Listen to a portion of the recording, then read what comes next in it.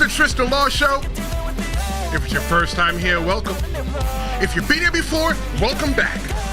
I'm Tristen Law, semi-retired pro wrestler, and today, I'm your host. Well, Matt and Jeff Hardy, they just did something that we've never seen before. And what I'm talking about is I'm talking about Jeff and Matt Hardy at WWE, NXT, TNA, whatever that event that they had the other night.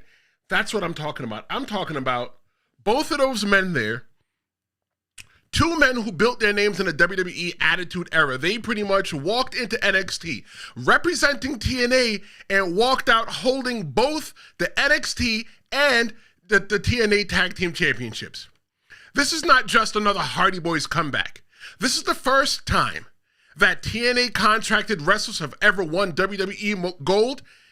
And more importantly, it's proof that in 2025, wrestling companies can work together, make money, and make history all at once. So today, we're going to be breaking down how we got here, what this means for both NXT and TNA, and why the Hardy Boys might have just helped change the pro wrestling business forever.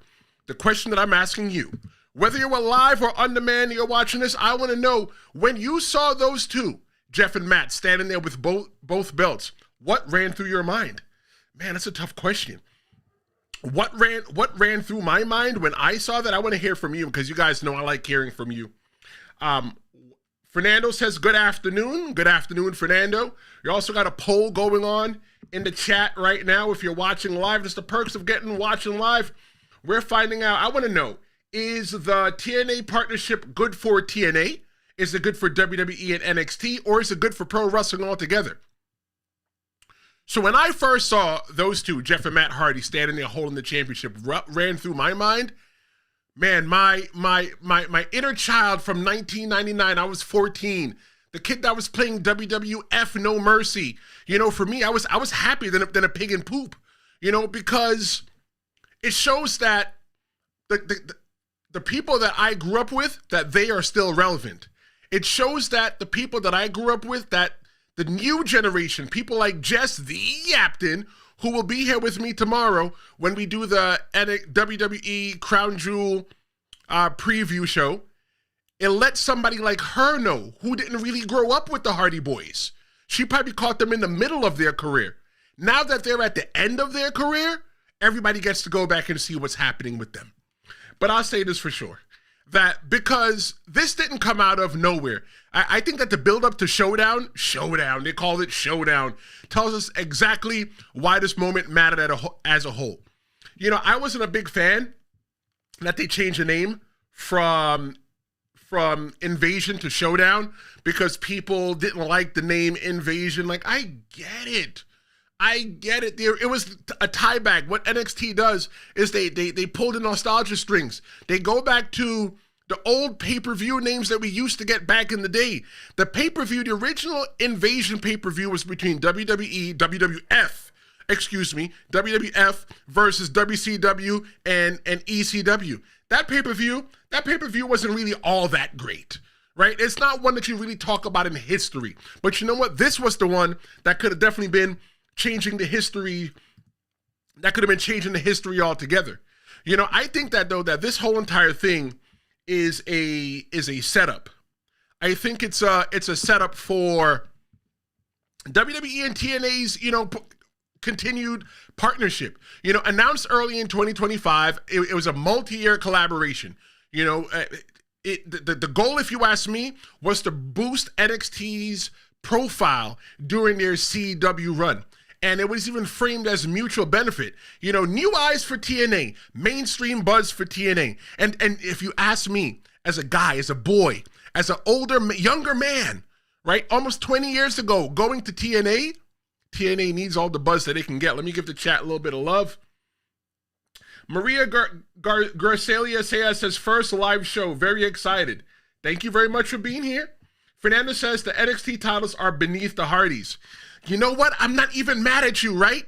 I'm not even mad at you, Fernando, for saying that. The reason why I can agree with you that the NXT championships are beneath the Hardys is because the Hardy Boys have. Listen, I'm getting goosebumps talking about them. You know when I'm getting goosebumps? I'm getting excited talking about wrestling. The Hardy Boys have held the WWF Tag Team Championships.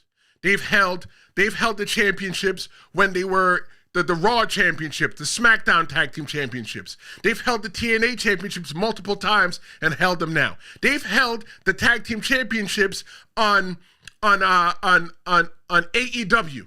They have held the championships probably for every major pro wrestling company in America. For them to go down to holding the tag team championships for NXT, I can see why they're beneath that. 100%. 100%. But I'm going to prove later on, Fernando, and I want you to stick around. Anybody else that feels it's beneath them, when I could agree with you, I might be able to change your mind a little bit later on. The Hardys, why were the Hardys the perfect person to bridge the gap, to solidify what we've been seeing? Honestly, I'm not going to lie. In case you didn't know, AEW Dynamite came on Tuesday. So I'm sitting here in the studio editing and getting ready for today, getting ready for Stream-A-Mania, which is coming November 6th. I'm sitting here and I'm like, oh, let me watch AEW. It's 8 o'clock, but there's no AEW. AEW's coming on Tuesday. What also came on Tuesday was the TNA WWE Showdown show that should have been called Invasion, but they changed the name. So obviously, you put your best match, the Hardy Boys, what everybody wants to see, and you give them a title switch. You give them the title switch. That when the Hardy Boys are, I'm talking too much. I'm going to get into that. But you give them the title switch. You put them in the beginning of the show. I'm not going to lie. I'm not watching AEW. I did watch AEW last night, but I didn't finish watching it. I just can't get into it. I try so hard. Nothing wrong with AEW. But look, the Hardy Boys, Hardys, whatever you want to call them today, they got credibility in both promotions. They have credibility in TNA and the WWE. They are both legends who still draw money. The emotional pull, what has it been, 6 years since their last time in the WWE, right? Maybe what, 4 years since they've been in the WWE? Their run to TNA gave the legitimacy, the crossover that it needed. It wasn't just developmental talent. It wasn't just talent in the WWE in that wasn't big names. It wasn't people that was in the WWE, got fired, went over to AEW, and now they're back in WWE on part of TNA. No. This was two people who left the WWE who are big names all across pro wrestling, and they're utilizing them to make the whole entire thing legitimate. This matters. There's been no really big names from the WWE. I'm talking about the main roster going over to TNA. But you know what? You got a big name that was in the WWE, that went to AEW, that's now in TNA, come to NXT to win that championship. I think that whole entire match, though, has set the tone. Ava's winner-take-all announcement, I think it established real stakes. You know, a lot of people complained about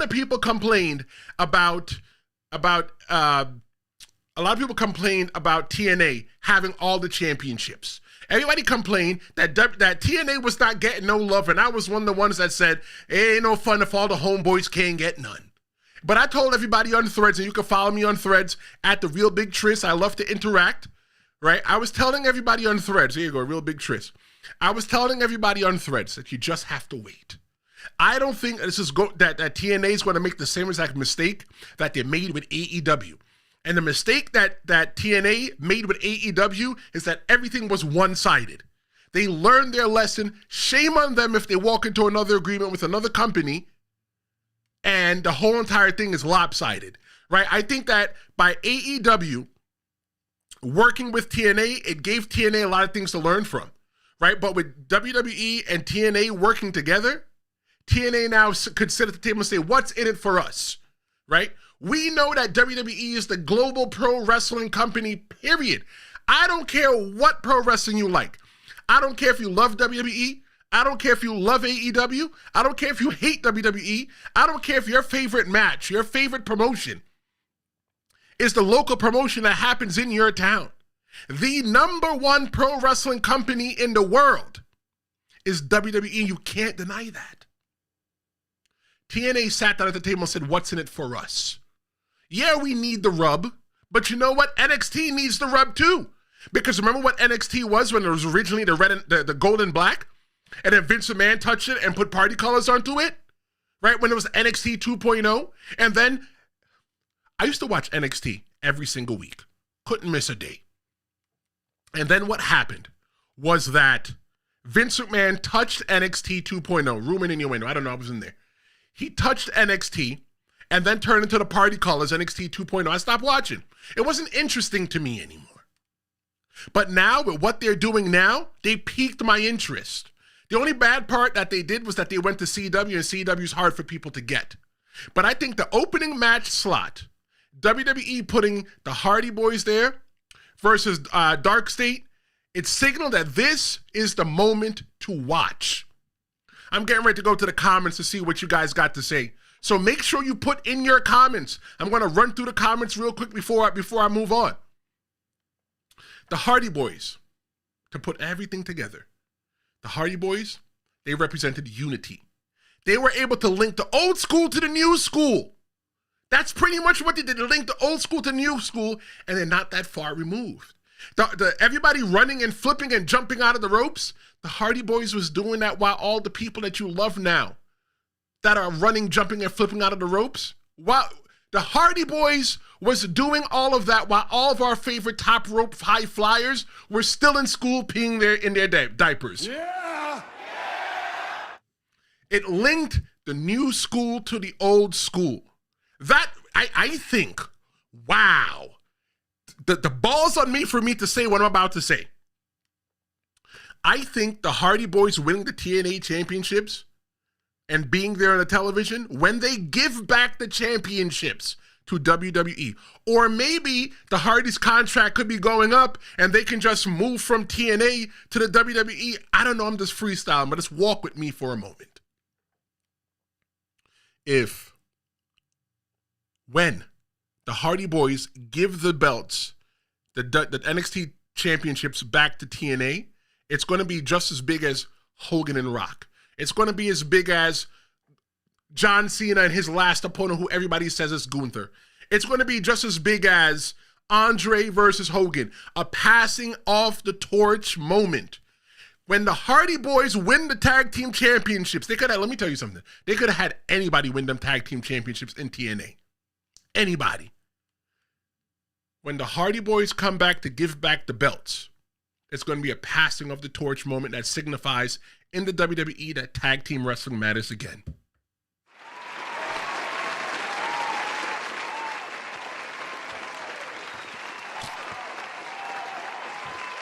Let's go to the chat. Let's see what everybody has to say.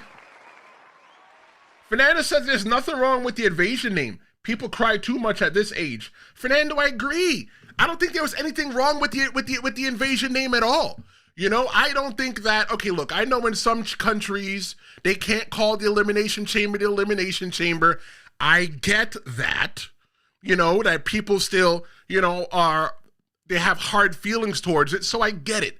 But just the word invasion, you know how many things are invaded every single day? Your privacy is invaded, your business is invaded, you know, your cell phone is invaded because somebody always wants to call you to scam you every single second of the day. We don't really have any privacy and everything is invaded. So, you know, forgive me if I seem a little bit insensitive to that.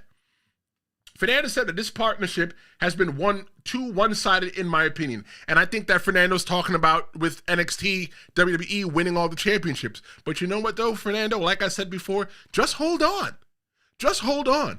I 100% think that it's going to be within the favor of TNA. It's going to be well within their favor. I think it's going to be a better thing to do than the WWE, WCW, ECW invasion. Because if WCW had won, then what? We change everything to Nitro and all that stuff like that. No. If TNA wins, they still have their own home field that they can go play on. If WCW or ECW had won, they would have turned the WWF's home field into their home field, and then what would happen to WWF? We'd still be watching Nitro now. We'd eventually have to go through and get everything rebranded again. I 100% feel that TNA is going to be on top of this whole entire WWE, NXT, TNA crossover thing, because honestly, TNA can use it. Honestly, I think TNA needs it much. The TNA and NXT WWE partnership. Okay, look, let me just stop real quick. When I'm saying WWE or TNA, I'm using them interchangeable because I don't want to have to say WWE, NXT, NXT, TNA. I'm using them interchangeable.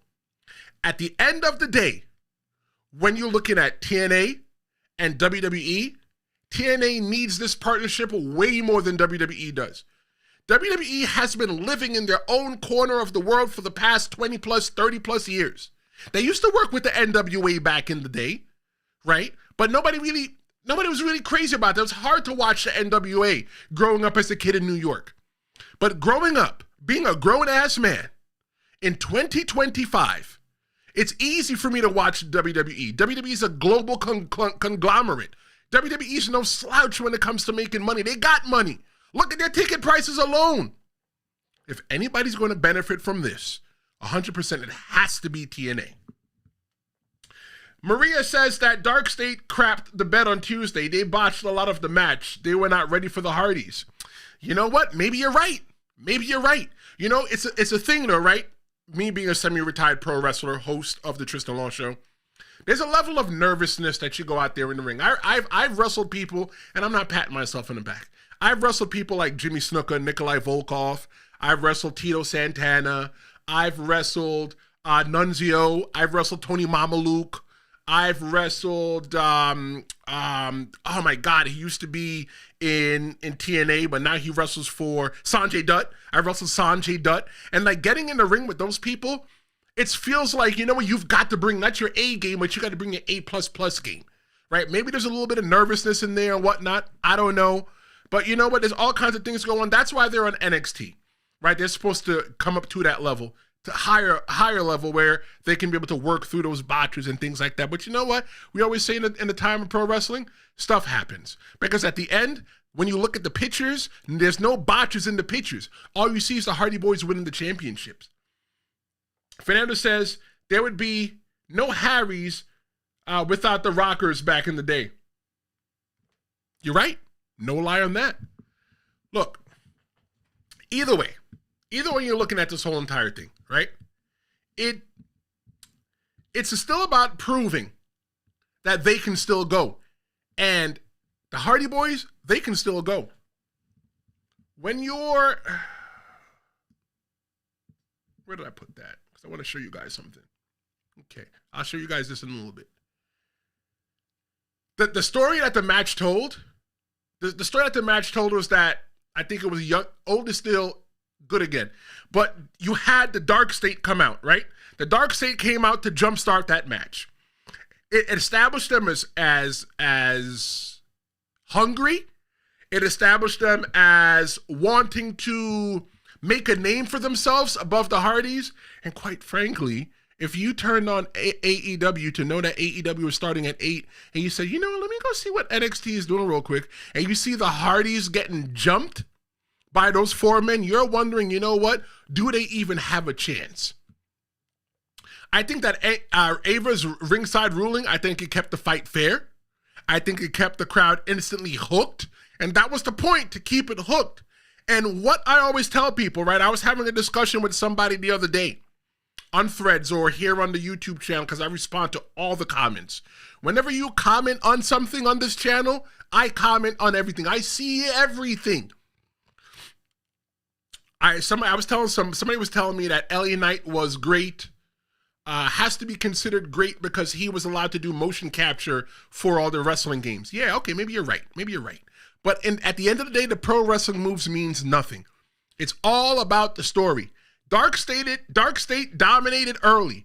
The Hardys played the resilient vets. There was a whisper in the wind comeback. It was a classic Matt Hardy sequence. Twist of fate, swanton bomb, clean finish. The Hardy Boys came out there. They played their hits. The Hardy Boys stand up there, and they're holding both sets of belts. The Hardys holding the TNA championships, tag team championships, and the TNA championships and the NXT championships, that equals a era-defining image. You know, some people grew up with the Hardys like myself. I remember when the Hardys were just enhancement talent, and look at the Hardys now, one of the most decorated tag teams in the entire history of pro wrestling. In 25 years from now, 25 years, that means the Hardys may be old men, God willing, that they're still alive. That means that the Hardy Boys, people will still be talking about the Hardy Boys 50 years from now, like how the previous generation behind me talks about the Rock and Roll Express, the Midnight Express, the Legion of Doom, the Road Warriors. That's just how I see this whole entire thing going.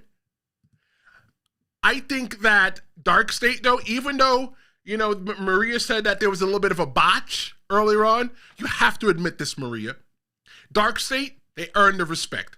Fans now know their names. I promise you, I didn't know. Look, I didn't watch NXT like that because NXT became a little bit too hard to watch once they moved to the CW. But every single night, when I need to watch some WWE programming, like SmackDown or NXT or the PLEs, I end up magically in the UK. I didn't know who the hell the Dark State were. I didn't know why they mattered. But the Hardys proved that their experience that they've had, that it still matters. So here's what I'm asking you guys, and I'm going to go to the chat. I'm going to ask you guys this. What stood out more to you? The match itself, or just seeing that visual highlight of the Hardys, Jeff and Matt holding WWE gold in one hand and TNA gold in the other hand? Matt and Jeff Hardy were holding the belt of the competition. That's what they were doing. The competition. Anybody that was watching WWE in 09, 2010, 2011, when Hogan and Bischoff went over there, TNA tried to fire real shots. TNA fired real shots at the WWE, and guess what happened? They got a black eye from it, and they got knocked all the way back. WWE said, go take your seat, kids. You're not ready for this yet. But now, in 2025, 10 plus years later, you have the ops. That's what the young kids say. Look, I don't be using them languages, right? But now, in WWE, in TNA, and I mean WWE, in NXT, they let the ops come in and take the belts. Look, don't get it twisted. The tag team division is built partly in the Attitude Era on the backs of people like the Hardys, the Dudleys, the Hollies. There's so many different people. The APA. There's so many different people that the WWE tag team division is built upon today. And they left. The Hardys left, eventually came back, and then left again, and came back, and then left again. And now they came into NXT. And the people in NXT, the people that are there, they're in their 20s. They use this language. They let the ops come in and take their belt?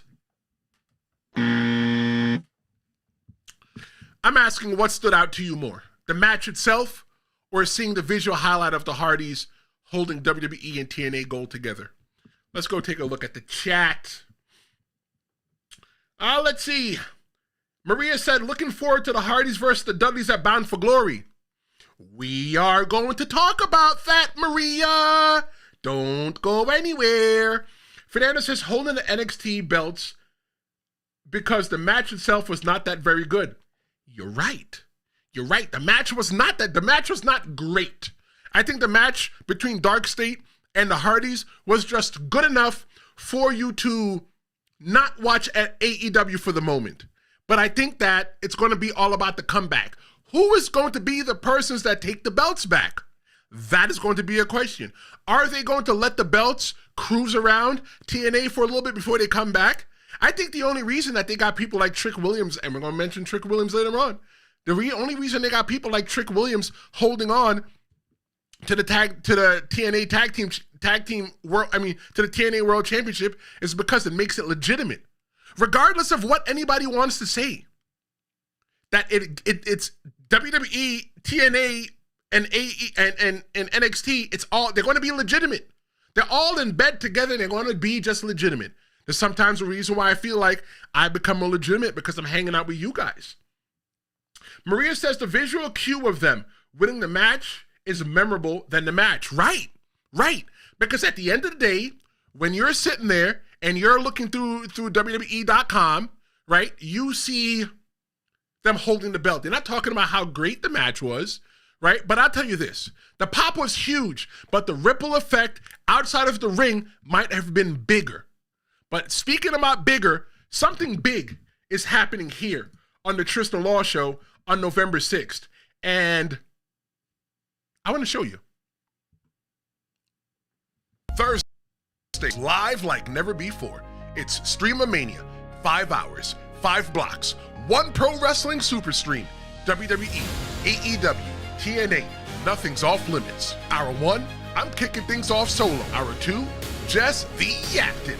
She joins me to talk women in pro wrestling. Hour 3, a debate you don't want to miss. Hour 4, our main event feature. And Hour 5, I'm closing it down. After dark, one-on-one with you. It's live, it's raw, and it may never happen again. Don't miss the first ever Stream-A-Mania, Thursday, November 6th, 6 p.m. Eastern, 3 p.m. Pacific, 11 p.m. in the UK, live and only on YouTube. November 6th, 6 p.m. Eastern, 3 p.m. Pacific, 11 p.m. in the UK. I'm doing Stream-A-Mania. It's going to be 5 hours long. Hour 1 is going to be just me. Hour 2 is going to be me and Jess. Hour 3 is going to be me and Jess and possibly my good friend of the show, Cheyenne Ortiz. Number 4 is going to be Cheyenne and myself. And number 5, it's going to be just me and you. It's going to be an AMA. It's going to be an Ask Me Anything that's going to be dedicated to the audience. I am going to be opening up the Pro Wrestling Hotline. And the Pro Wrestling Hotline is going to allow you to leave a voicemail. You can ask me anything. Keep it clean because you're going to be playing here on the internet. What I'm going to be doing is I'm going to be answering your questions. Fernando, you always are in the chat. Now the world is going to hear your voice. Maria, I think I've seen your name here once or twice before, but Maria, you called the Pro Wrestling Hotline and you're going to be a part of the show. I have my 2 co-hosts that will be with me, Cheyenne Ortiz and Jess the Yaptain, who will be with me. But then in Hour 5, you are the co-host. You'll be able to ask me anything, and I'm going to open up the Pro Wrestling Hotline just for you guys to do that. Yep, so make sure you stick around. Make sure you share this. Make sure you tell everybody. I think that Stream-A-Mania is probably going to be one of the biggest things that I've probably ever done in my life.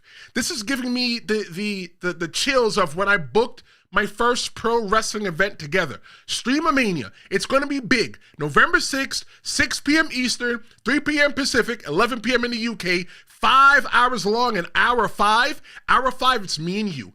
I'm the host and you're the co-host. You're going to call the Pro Wrestling Hotline ahead of time. You're going to leave your messages, and I'm going to pick the best messages, and I'm going to play them, and we're going to discuss them live on the air.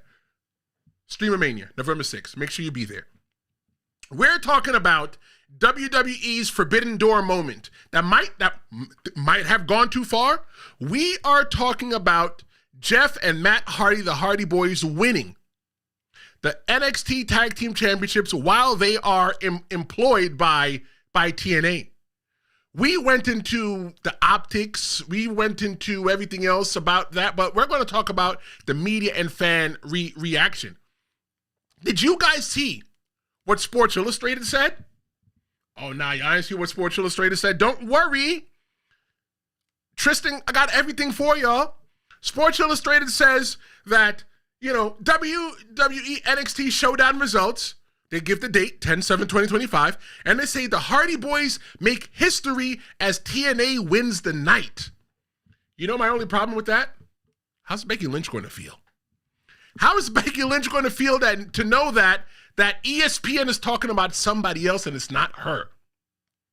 You had other websites say that they are unified tag team champions, Jeff and Matt Hardy, because they hold not only the TNA championships, but they hold the championship of the ops of NXT. They hold an NXT championship. Wrestling media praised both companies for taking the risk. And I think if they were taking the risk, I think the best person for them to take the risk on was Jeff and Matt Hardy. They're familiar. They're very familiar within the realm of WWE. And they're very familiar within the realm of NXT, of TNA. I think that, no, I don't think that, I know that the Hardys spent almost equal amount of time chasing gold in NXT, in WWE, and TNA. They're synonymous with tag team wrestling there. When you look at WWE, you got the Hardys, the Dudleys, APA, just to name a few. Edge and Christian. How dare me not mention Edge and Christian? But then when you look at the Hardys in TNA, you got Team 3D, right? You got America's Most Wanted, right? You got so many different teams. The Hardy Boys have built tag team wrestling wherever they've gone. But the Reddit, on Reddit, the WWE making this choice and TNA making this choice, it got some unanimous love. Some people debate about NXT's credibility versus long-term game. Yeah, NXT is looking for the credibility.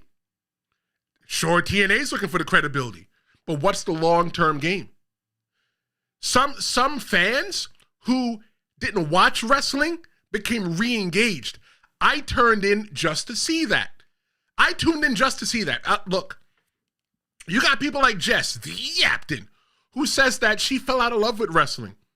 But it was one moment that made her want to come back to wrestling, and Jess is a rekindled pro wrestling fan.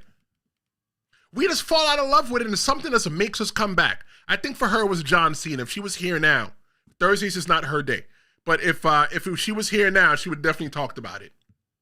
When you look at the locker room talk, Booker T says that Dark State looked like stars. Some of us here in the chat, we disagree. Matt Hardy, he even went online and he revealed the creative collaboration between both sides, between TNA and WWE. Look. Fans have become united across brand lines for once. Do you know that the weekend of WrestleMania 24, and it's vivid in my mind because I used to live in Orlando. WrestleMania 24 was where you saw, I think it was Edge versus The Undertaker, but nobody remembers that match. It was a great match. I'm not even pooping on that match. But the match that everybody remembers was Shawn Michaels versus Ric Flair, and Ric Flair's last WWE match. I'm using quotations because Ric Flair's like Jordan. You just can't get rid of him. There was a time that the Highlanders, they were a tag team in the WWE. They got caught on camera at TNA and got fired. Now in 2025, WWE and TNA is working together. What world do we live in today? It's okay. Look, by WWE working with TNA, and I'm going to put them to the side too now. By AEW working with other companies. That's the only thing that tells me, that I'm going to tell you right now, is that by WWE or by the mainstream, there's two big mainstream companies right now, AEW and WWE. By AEW working with all the little kids, it shows that there's no need for tribalism. It's okay for you to watch WWE and not watch AEW. It's okay for you to watch AEW and not watch WWE. It's okay for you to watch TNA and not like to watch the rest.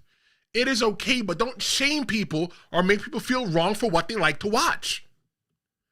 The Hardys have become a symbol of what most of us fans want. We want cooperation. We don't want division. I'm saying this to you guys right now.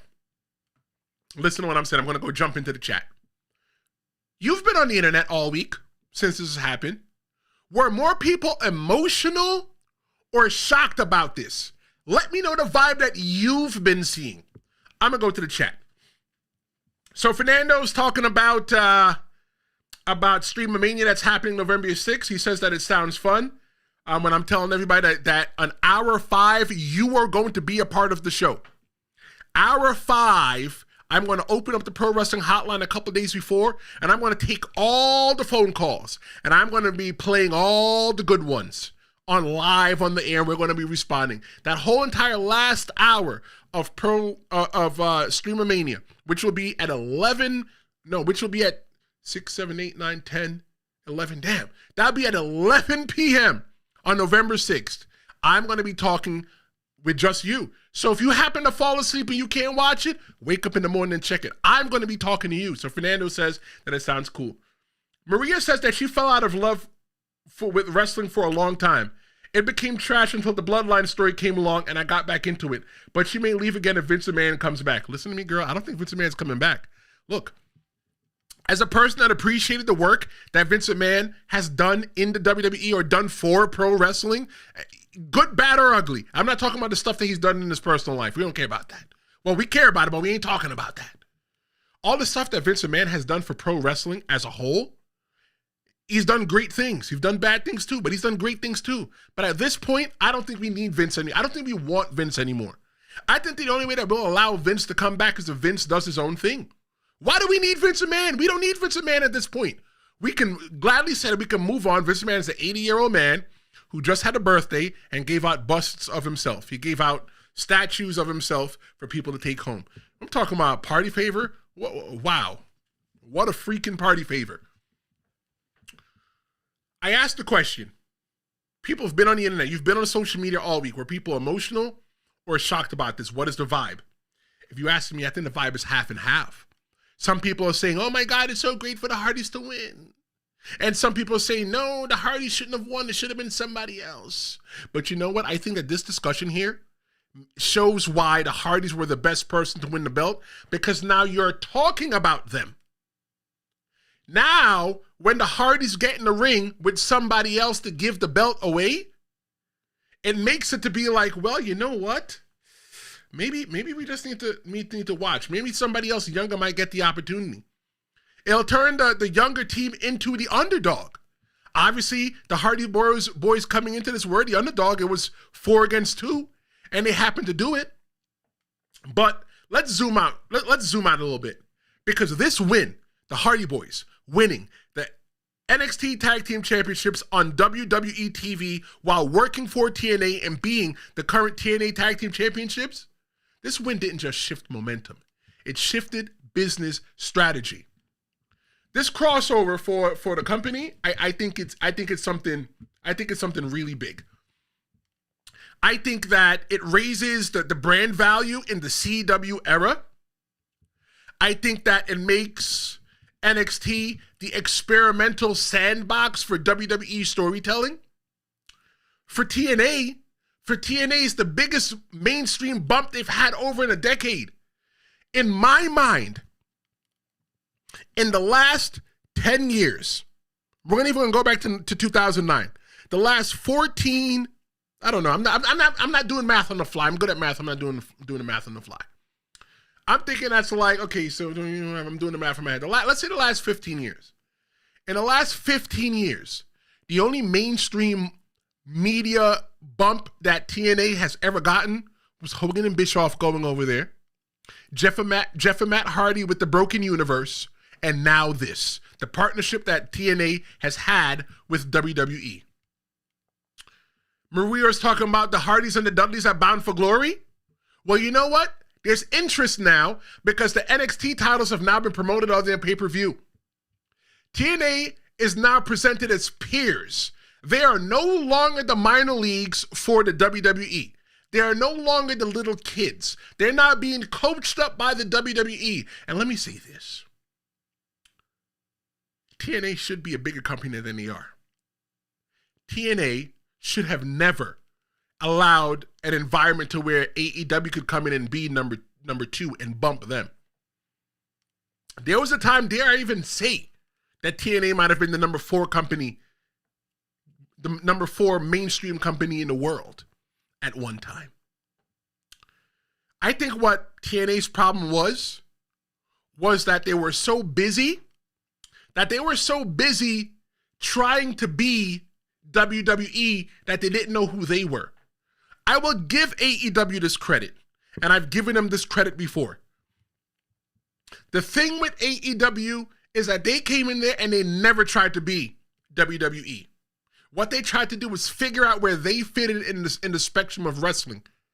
And because of that, they don't cater to me. I am not the fan that they want. Don't get it wrong. If they came to town, I'd buy a ticket because I love wrestling. But I'm not because I just want to see a wrestling match. But I think some of the stuff they do there is goofy. And I'm not hating on AEW. I'm just telling you how I feel about AEW. AEW came into the playing field and said, if y'all want to be like somebody else, we're going to be like ourselves. It did take AEW about a good 4 to 5 years to figure out who they were, who they are. They catered to their audience, granted. They're not packing out big arenas like WWE is, but you know what? One day they will. Because listen to me, every single day a new pro wrestling fan is born. You have to understand that. Every single day a new pro wrestling fan is born. They might just turn on the TV. They might be going on HBO Max, and they might just see AEW, get interested, watch, and just become a fan. You never know. But even though there's good in this whole entire thing, I think that there's problems in it for TNA. Where do you even watch TNA? I don't know where to watch TNA, but I heard that it was on Access TV, right? But where do you even find that? Do they even have an app? Can you even watch it on YouTube? I guess so. I'm sure.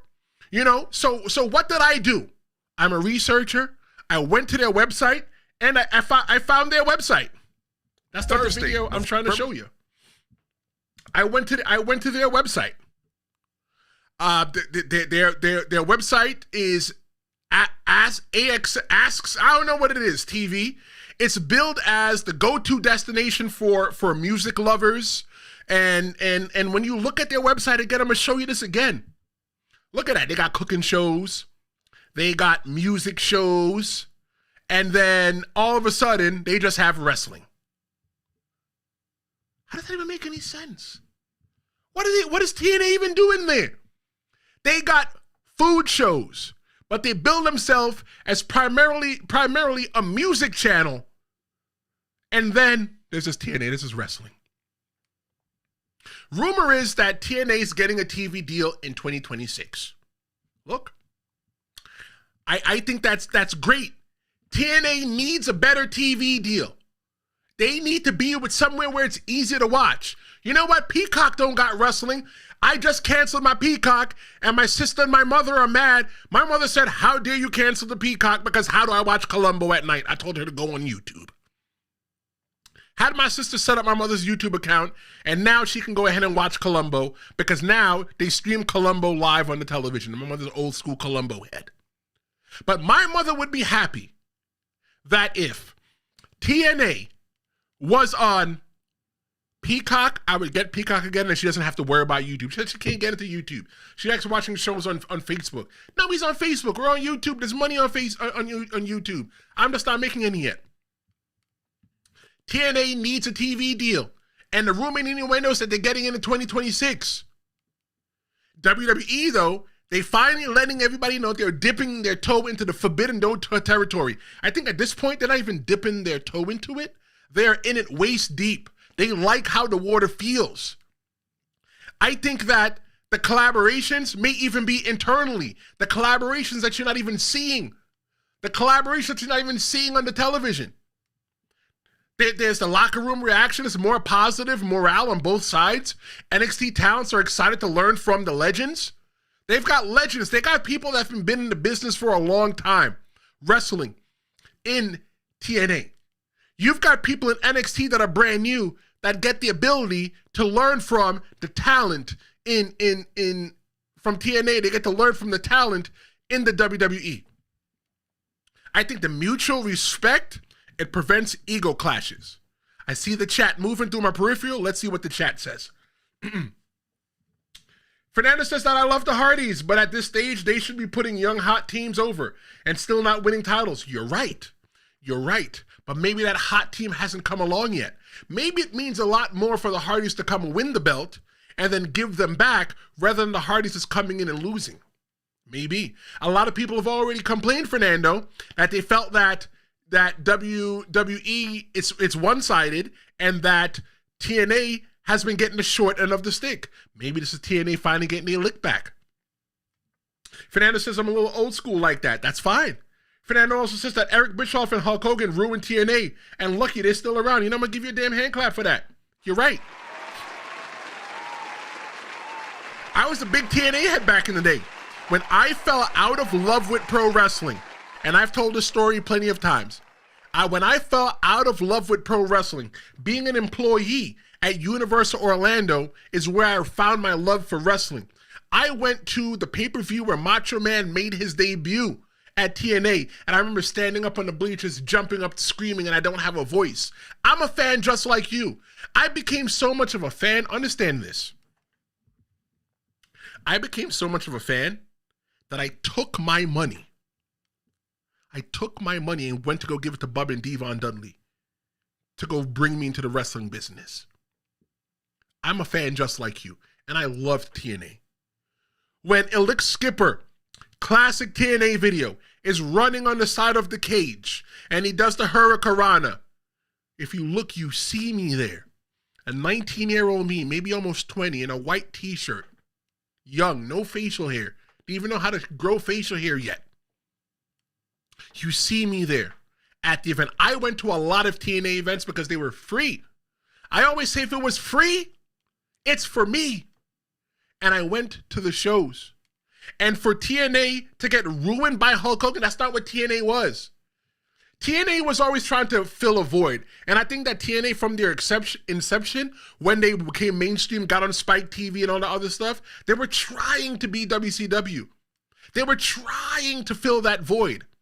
Yes, fill the void, but don't fill the void as being somebody else. When I do the Tristen Law Show, this does not look like anybody else's podcast, YouTube channel. I'm filling the void. What is the void? I've created a place here on YouTube that you can talk to the host. I am accessible. I've created a place to where your voice matters. Sometimes, and I'm not talking about in the chat, sometimes in the chat though, not today's show, but sometimes during a live show, I get some stupid comments. I read all the comments when people comment on them on the YouTube videos, on the shorts, and all the other stuff. I comment on everything. But I give you the ability to know that your voice is heard. I give you the ability to feel like you're a part of the show, because you are a part of the show. Because if it wasn't for just you, I'd just be sitting here talking to myself. I like it when you guys are here. TNA needed to figure out what made them special. They need to figure out what the void was and fill the void without trying to be WCW. Fernandez says that AJ Styles and Ron Killings put themselves on the map in TNA. LA Knight as well. Let's not forget. He's right. He's right. Ron Killings is the first black NWA world champion. You didn't know. Most people don't know that because in WWE they don't talk about that.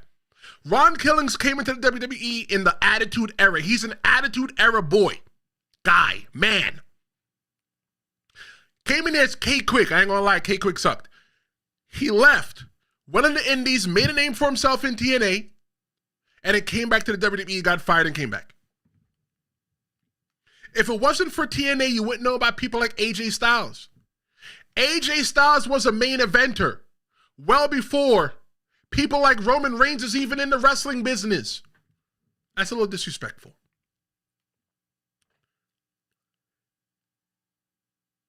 AJ Styles was main eventing TNA pay-per-views when people like Sami Zayn was still on the indies trying to make a name for themselves.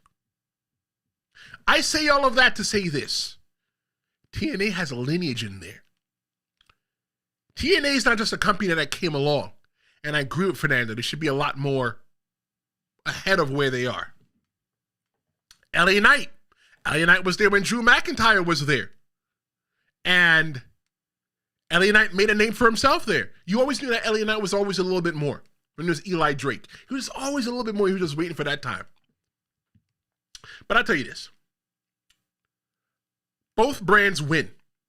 Why? Because it's exposure for TNA. It's exposure for NXT. It's credibility for NXT. It's credibility for TNA. NXT is already credible. By putting your championship on credible people, it makes it credible. The same reason why Becky Lynch is the women's Intercontinental Champion right now. It makes it credible. They didn't call Becky Lynch two-belt Becky for no reason. Becky Lynch, she main evented the first women's main event at WrestleMania 35.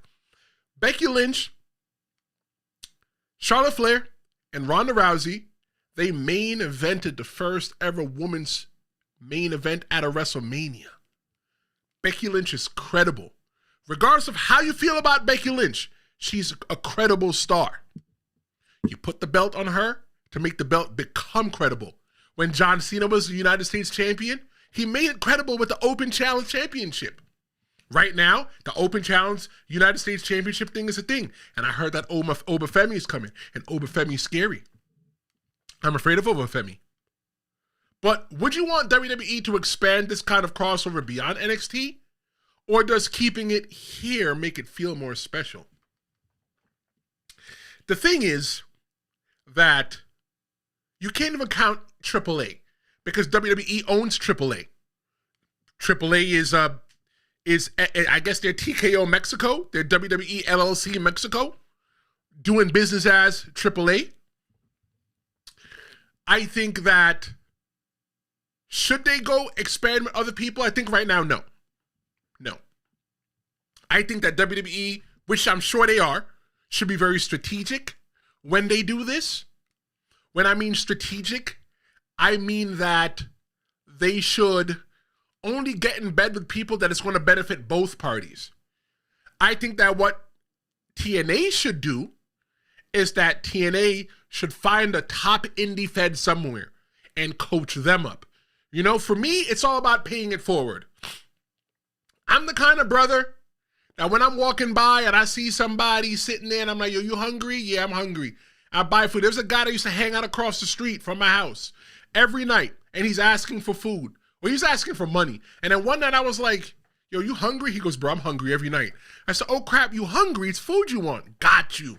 I see him. I go inside and order what you want. And he's like, yo, I can never repay. I said, I don't want you to repay me. I said, what I want you to do is pay it forward. There's going to be a day and time that the roles are going to be switched. And what I want you to do is pay it forward. That's what I'm asking for TNA to do. There's going to be a day that this partnership between the WWE and TNA just doesn't make sense anymore, right? TNA should go find a high level, a high performing indie promotion that you don't know about and coach them up the same exact way that WWE is doing for them. Why? Because when everybody's making money, it's all fun. They don't call it the pro wrestling business because they're giving out hugs and handshakes. Some places you might just get a hot dog and a handshake. If you know, you know. But if TNA is helping somebody else out, it's good for business. It's called business because there's money involved. Let's go to the chat. Maria says that NXT has had the best women's division in wrestling for years now. It's basically a farm system for women wrestling. Maria, you're right. I'm going to give you a hand clap.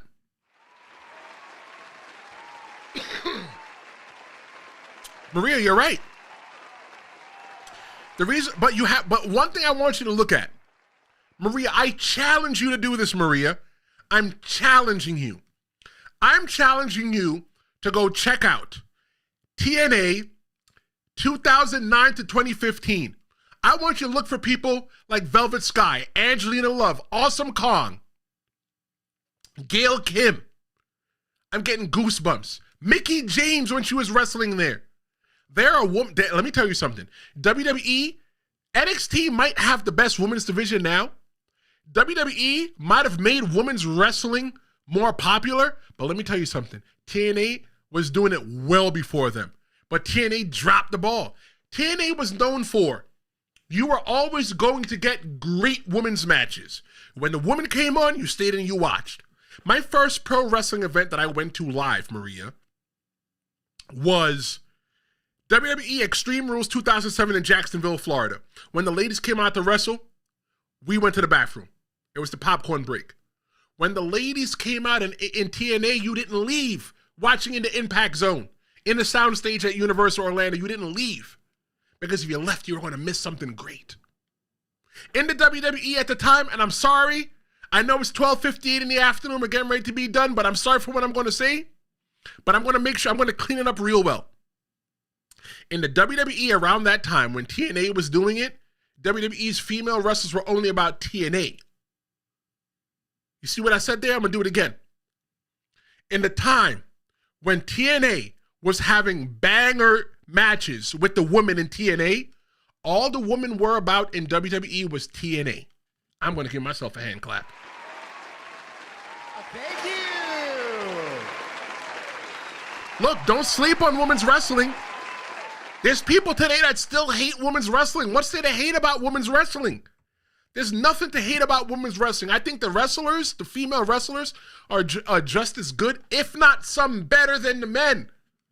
I'm talking about from the show that they put on in the ring, from the athleticism to the storytelling. You got people like Charlotte Flair, granted. Charlotte Flair got her dad probably in her ear teaching her psychology, teaching her that old school psychology, and she puts that new spin on it. You got people like Natalya, Natty Neidhart, underrated all the way. And on Stream-A-Mania, Hour 2, Jess the Yaptain, she's going to be talking about women's wrestling. And these are some of the ideas that I'm going to bring up. That there's underrated women wrestlers today that are not getting any love.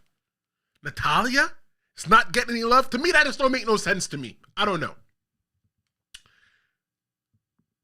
And now that the door's open, everybody's asking the same question, what's next? Well, you know, I told y'all to hold on. I'm going to show y'all what's next. What's next is Bound for Glory. The Hardys versus Team 3D. The finals table match for both titles. For me, I'm so caught up in this whole entire thing emotionally because I remember playing WWF No Mercy. I remember playing with Jeff and Matt Hardy. I remember playing with the Dudley Boys having tables matches. I got trained by those two guys right here. I got trained by Bubba and Devon. And there's still things that they train me today, that they trained me about in 2007 that I still bring with me today. Things like it's not who's strongest, it's who's strongest the longest. In order to be somebody you want to be, you got to do things that you've never done. Those are things that they told me as a 20-year-old man. And as a 40-year-old man, I still remember those things today. I'm caught up in this match because I remember watching TLC 1, TLC 2, and TLC 3. I remember when it was just a triangle match between the Hardys, the Dudleys, and Edge and Christian. But at Bound for Glory, we are getting one final tables match. The Hardys versus Team 3D, not only for the TNA Tag Team Championships, but for the NXT Championships. Now listen to me when I tell you this. If the Dudleys win the championships and take both belts off of the Hardy Boys, doesn't that make it more credible? When I'm sitting around as a millennial and I'm talking about the greatest tag teams of all time, the Dudleys are at the top. And I'm biased, but look at their pedigree. The Dudleys are on top. They've won WCW Tag Team Championships. I'm only talking about Tag Team Championships. They've won gold in WCW, for WCW. It wasn't WWF at the time, but who cares? Be quiet. The Dudley Boys have won championships in WCW. They've won championships in WWF. They've won WWE Tag Team Championships. They've won championships in TNA. They've won championships in Japan. They've won Tag Team Championships in ECW. The Hardy Boys are standing across the ring from not only their greatest rivals, well, half of their greatest rivals, because Edge and Christian are not there. I'd love for TNA to work out a deal with AEW to where you can at least see Edge and Christian in the champion. I mean, in the crowd. The Hardy Boys are standing across the stage from one of the greatest, from their greatest foes ever. The Dudley Boys, Team 3D. When you look at the outcome, the Hardys retain, and the cross-brand story continues. Don't get it wrong.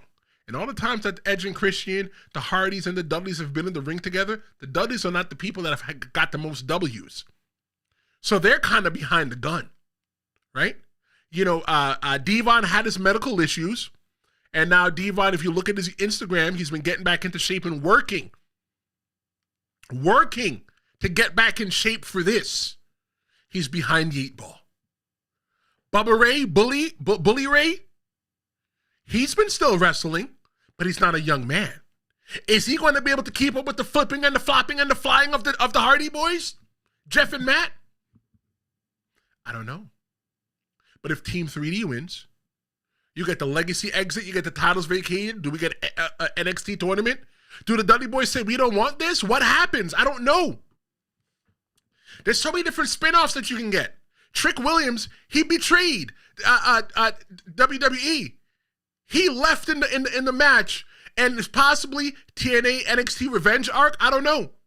Mustafa Ali versus Ethan Page, that rivalry, that's a cross-show feud. TNA knockouts appearing on NXT. The women's crossover continues. When you look at the bigger picture, yeah, they already had that Survivor Series match. I don't think they want to do it again. But there's possibilities in the future. For more NXT and TNA teams, we're going to get more ongoing talent exchanges to build the new audiences, and the Hardys are positioned as the symbolic ambassadors of this partnership. I'm going to ask you guys this, and we're going to get ready to wrap up, so make sure you're in the chat for this. If you can book one dream crossover match after this, who is in it? And which brand hosts? Fernando says that he still miss NXT Gold. Yeah, I miss NXT Gold as well, too. Fernando says that I'm worried somebody is going to seriously get hurt. It's been an eternity since they were in a match together on a high level. Fernando, I'm going to tell you this. As a semi-retired pro wrestler and your host of the Tristen Law Show, when you're an older wrestler, you wrestle smarter. You know, they don't have to take that many big bumps. But when you really look back at the match, the ones that really took the biggest bumps were the Hardy Boys. So, and they still do it till this day. So, you know what? God bless them.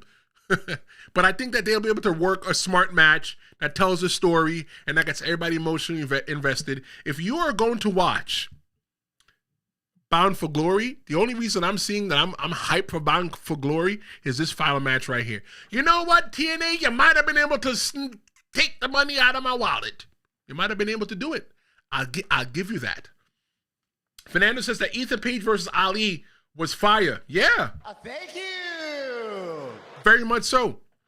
If I can book one dream match, a crossover dream match after this, who is it? Man, what I'd really want to do, I would really like to see the Dudleys win the belt. I told you, I'm biased. I'm biased. And I want to see them come over to the WWE, and I want to see them defend those championships, maybe against somebody on the main roster. I don't know. I don't know what I'm thinking here. But I'll tell you this. However this one plays out, the Hardys just proved the impossible isn't just impossible anymore. One of the things that we say in the WWE was that impossible. One thing they always said in WWE was that never say never, and we said never for a long time. And look what we're getting now. Fernando's saying that Santana versus Obafemi is the next crossover match. I keep telling you, I'm afraid of Obafemi. I'm afraid of him. That big brother right there, when he come out dances, like, bro, why you dancing? Like you all right? Like I'm afraid of Obafemi. I don't want the smoke from Obafemi. I don't.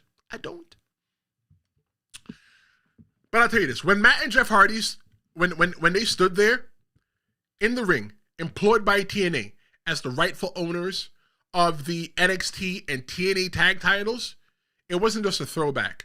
It's a turning point. They reminded the world that wrestling doesn't have to live in separate universes. For NXT, it's proof that they can headline the conversation again. For TNA, it's proof that longevity, persistence, and evolution pays off. And for the fans, it's a reminder that the best moments happen in wrestling when everybody's willing to play in the same sandbox. The Hardys, they didn't just win gold. They opened the door for a new era of collaboration. Maria says that AJ Styles versus Leon Slater. I'd pay for that.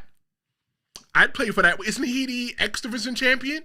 I'd pay for that. See, I'm learning all of these new names in TNA. There's a time that I knew everybody from TNA, but I don't watch TNA no more. But I'm watching it now. I'm invested. I'm interested. I want to see what's happening. But I don't know where to watch it. I don't know. But 75% of everybody says that the TNA WWE partnership is good for WWE and NXT, while 75% say it's, while 25% say it's good for TNA. I personally think that it's good for pro wrestling as a whole. I'm Tristen Law. This is the Tristen Law Show. Thank you so much for joining us today. We talked about WWE's Forbidden Door moment that might have gone too far. Did it go too far? No, not yet. Make sure you catch Stream-A-Mania November 6th, 6 p.m. Eastern, 3 p.m. Pacific, 11 p.m. in the UK. I'm Tristen Law, and we'll be back tomorrow, and we'll be talking about the Crown Jewel. We'll be doing a preview and prediction show. I look forward to seeing you next time. Oh yeah, we'll make it tonight. Yeah.